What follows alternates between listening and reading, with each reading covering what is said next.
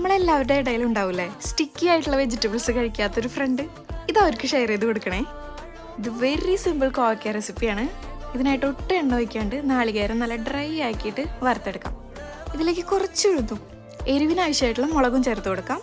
നല്ലപോലെ ഡ്രൈ ആക്കി എടുക്കാം. കോരി മാറ്റി വയ്ക്കാം തണുക്കാനായിട്ട്. തണുത്തതിന് ശേഷം ഇതൊന്ന് പൊടിച്ചെടുക്കാം. തരിയോടെ പൊടിച്ചെടുക്കണം കേട്ടാ. ഇനി ഈ ചട്ടിയിലേക്ക് തന്നെ വെളിച്ചെണ്ണ ഒഴിച്ചു കൊടുക്കാം. അലക്കാനും കുറച്ച് നീളത്തിൽ അരിഞ്ഞിട്ടുള്ള കോവക്കായ ഇട്ട് കൊടുക്കാം.